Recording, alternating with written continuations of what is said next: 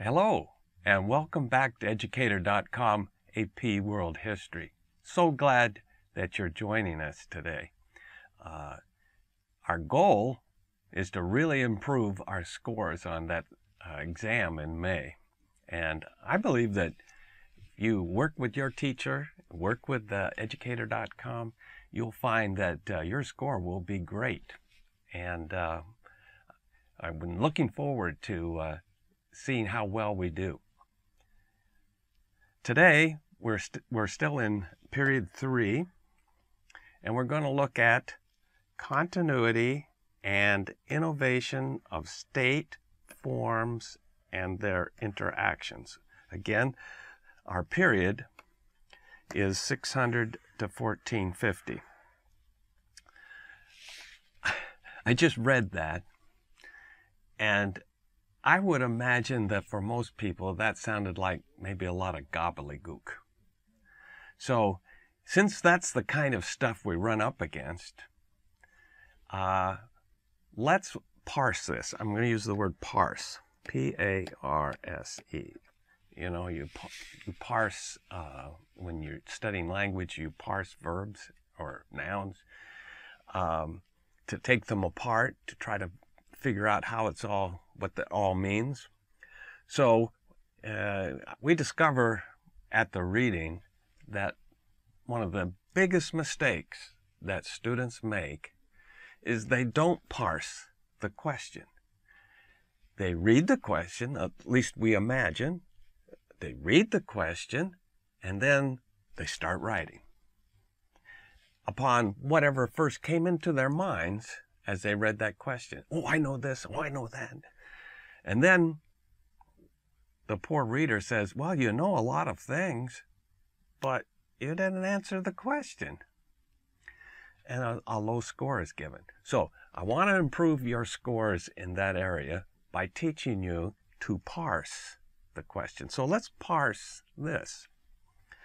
Continuity, that's something that you in AP World History already have run into. Continuity is something that is difficult for people to see.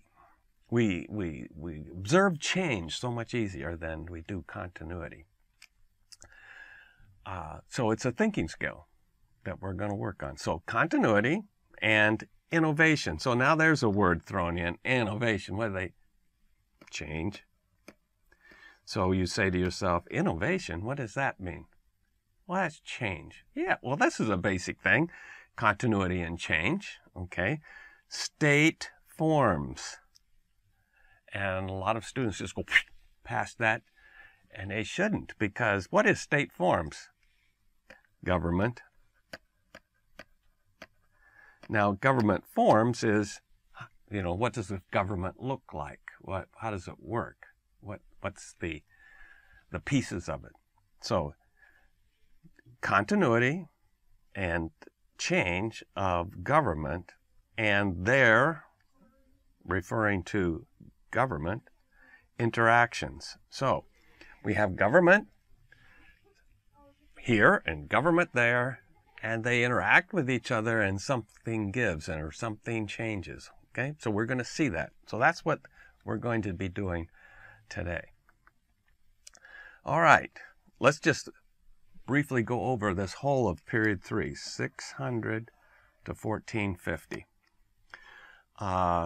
We've already covered this: expansion and intensification of communication and exchange networks. The networks that existed were beefed up and new ones were created. This is what we're working on now: continuity and innovation of state forms and their interactions. To come in the next lesson is increased economic productive capacity and its consequences. So this is what we're working on today. So, continuity in government. So let's take the Chinese. What remained constant after the fall of the Han? Remember that the Han is the classic dynasty of Chinese history. And this is a kind of a good illustration here. We have a an artifact from the Han Dynasty of a lamp. And the man is holding the lamp, and the lamp has a direction. It's a beautiful piece of work. But it kind of illustrates that China saw itself as shining a light out to the rest of the world, that it was the center of civilization, and as far as its light could reach, it could improve others.